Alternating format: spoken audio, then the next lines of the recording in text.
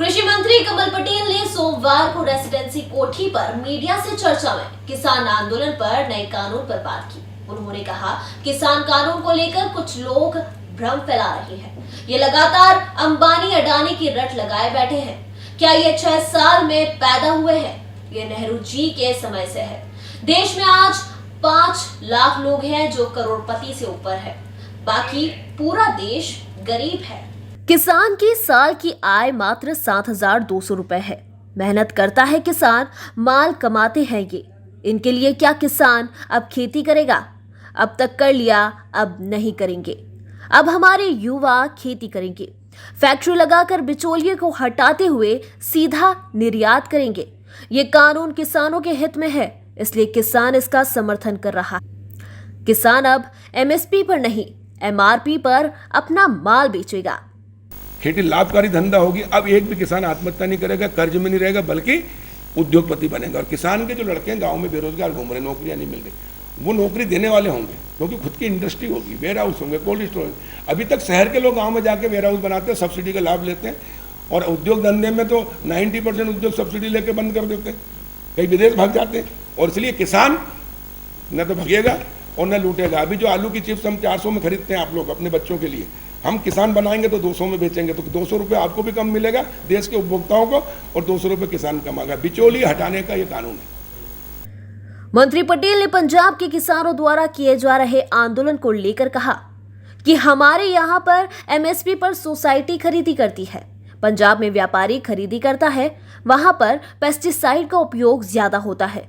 ऐसे में बिचौलिए रेट गिराकर खरीदी के लिए किसानों को मजबूर करते हैं। इस कानून के बाद वहां के व्यापारी और बड़े खरीदारों की मोनोपोली खत्म होने वाली है, इसलिए वे किसानों को भड़का रहे हैं। यदि किसान हमारे साथ नहीं होता तो तुलसी सिलावट सावेर से 50,000 से ज्यादा मतों से नहीं जीतते। नहीं पड़ रहा है। और ये जो क्यों हो रहा है पंजाब में, सुनिए, ये आंदोलन क्यों हो रहा है ये बता दूं मैं। ये पंजाब में सोसाइटी, हमारे यहाँ गेहूँ खरीदी एमएसपी पे खरीदी सोसाइटियाँ करती है, कमीशन सरकार उनको देती है, वहाँ व्यापारी करते हैं। 8%, 2.5% तो गवर्नमेंट नंबर 1 में लेती है, वो 8% आड़त काटते हैं। और वहाँ का चूँकि पेस्टिसाइड का उपयोग ज़्यादा हुआ है, तो एफएक्यू में गेहूँ नहीं आता है, न धान आता है, और इसलिए वो रिजेक्ट हो जाता है। और रिजेक्ट किए माल बाजार में 1,000 रुपये नहीं बिकता, तो फिर वो कहते हैं 300 रुपये कम में खरीदेंगे। इस प्रकार वहाँ के जो व्यापारी और बड़े बड़े नेता हैं, जिनके पास हजारों करोड़ हैं, और उनकी मोनोपाली है, अब उनकी मोनोपाली खत्म होने वाली है।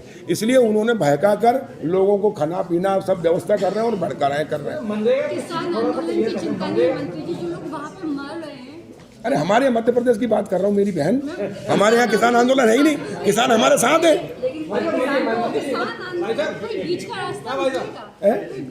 नहीं, किसान को हम समझा रहे हैं, देश का किसान हमारे साथ है।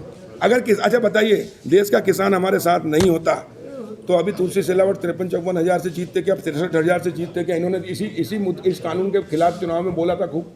हमने कन्विंस कराया किसान को, किसान के हित में है, इसलिए देश का किसान हमारे साथ है। कुछ लोग, अब देखिए, लोकतंत्र है भाई, लोकतंत्र में सबको छूट है। अब कांग्रेस के समर्थक भी थोड़े बहुत तो बचे हैं, है ना, दूसरी पार्टियों के भी हैं, आप पार्टी के थोड़े बहुत हैं, कम्युनिस्टों के थोड़े बहुत हैं, देश के टुकड़ा टुकड़ा गैंग है, उनके भी लोग हैं। वो सब लोग लगे हुए हैं, सबको ये पता है जब बाढ़ आती है ना, फिर मैं बोलूँगा फिर हो जाएगा विवाद।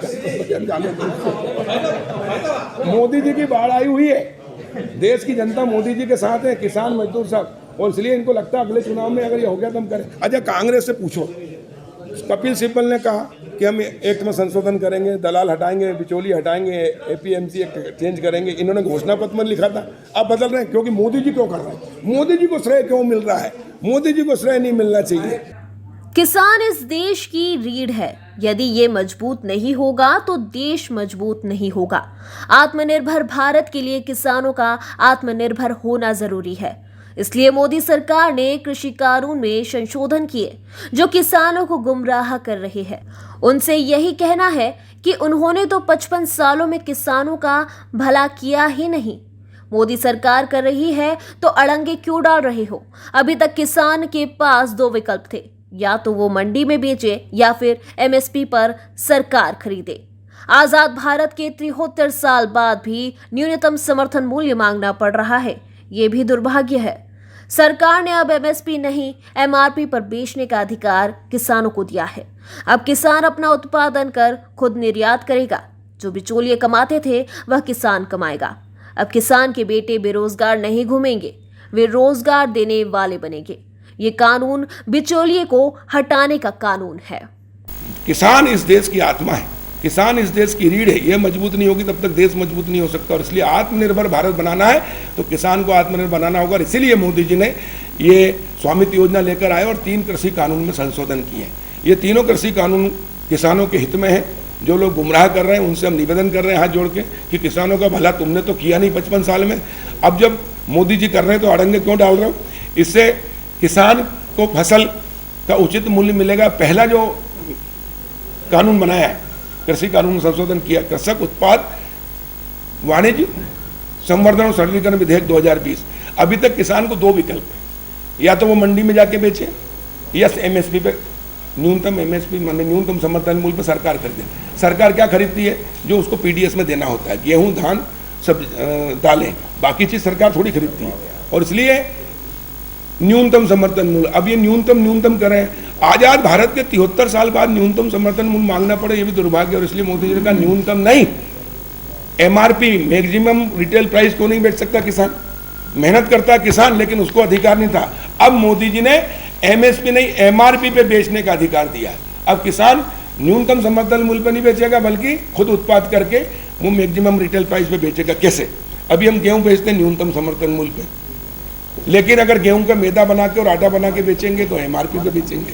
हम चना बेचते हैं न्यूनतम समर्थन मूल्य पे, हम बेसन बना के बेचेंगे तो एमआरपी पे। हम आलू बेचते हैं न्यूनतम समर्थन मूल्य पे, कम रेट पे। अब हम आलू की चिप्स बना के बेचेंगे तो मैक्सिमम रिटेल प्राइस एमआरपी पे बेचेंगे। हम टमाटर सॉस बना के एमआरपी पे बेचेंगे। और इसलिए हम किसानों को एमआरपी पे बेचने वाला बना रहे हैं, और जो बिचौलिए कमाते थे वो किसान कमाएगा।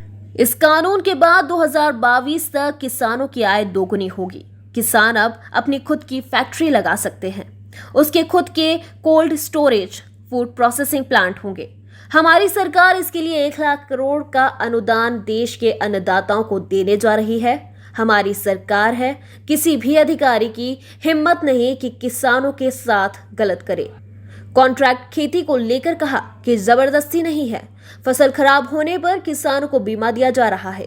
अब तक 43,000 किसानों को 8,734 रुपए का बीमा दिया गया है।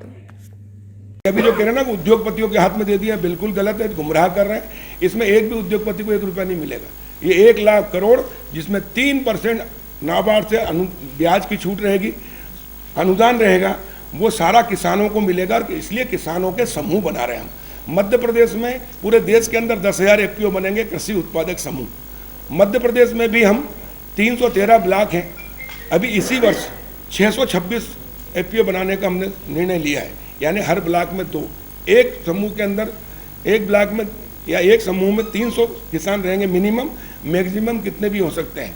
और फिर वो किसान तय करेंगे कि हमको 5,000 हेक्टेयर में टमाटर लगाना, 5,000 हेक्टेयर में मिर्ची लगाना, 5,000 हेक्टेयर में। और उसके बाद वो ग्रेडिंग करेंगे अपने खेतों पे, और ग्रेडिंग करके खुद निर्यात करेंगे एक्सपोर्टर को, या खुद निर्यात कर सकते हैं।